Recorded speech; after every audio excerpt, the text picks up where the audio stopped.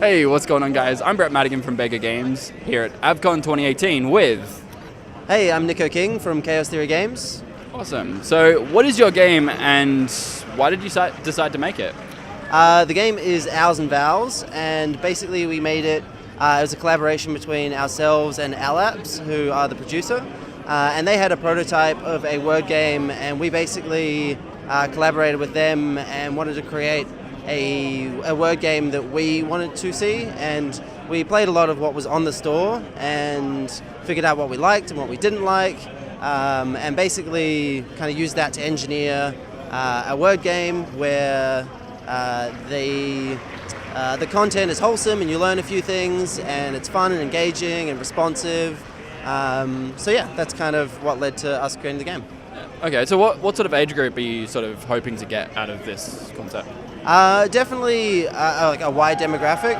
The main target audience was sort of mums, so 35 and up, just because they're the ones that really love word games and they're the main demographic that plays them. But we wanted it to have a kind of cute, appealing art style that can be sort of 8+. So yeah, it's not really limited by age, more by competence in spelling and comprehension. Yeah, so anyone around like 2+ could play it if they really wanted to, right? If they were a linguistic genius and they were 2, then definitely. Okay. Like you need to be able to spell a few words. Okay. Yeah. So, what sort of mechanics are in the game, and like how does the player go about creating words and stuff like that? So the main mechanic is similar to Boggle in the fact that you swipe your finger across the grid and then that forms words. So it's similar to a crossword or a find a word where you're looking into a grid and seeing what you can find in it. Yep. And then there are lots of additional mechanics around learning new topic words. So you'll be exploring topics. The first one is owls, and then you go on to botany and then time. So you learn all these new, unique, kind of obscure words and what definitions they have. And then the game kind of injects those into the grid so that you can spell them as you go. Okay.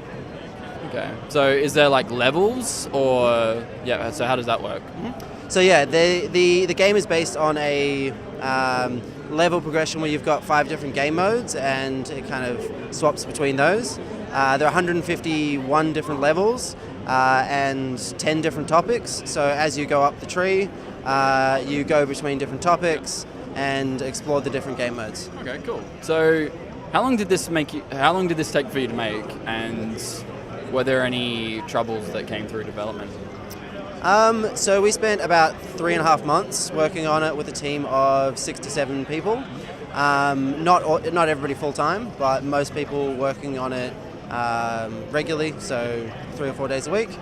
The main troubles we had with development were the dictionary, so finding a good resource that we could use to define all of our words, because sort of Oxford and Dictionary.com, but they charge a lot for their dictionary service, and we wanted the game to be offline. We didn't want it to require an online connection, so we had trouble finding a good dictionary, but we kind of came to a good endpoint where we use the Scrabble word list. So it's for competitive Scrabble, we use that as the word list, and then we took a few different dictionaries and stitched them together to come up with a almost completely comprehensive definitions list, and then we kind of matched the two. So words you spell have definitions. Yeah. So is it just English, or is it?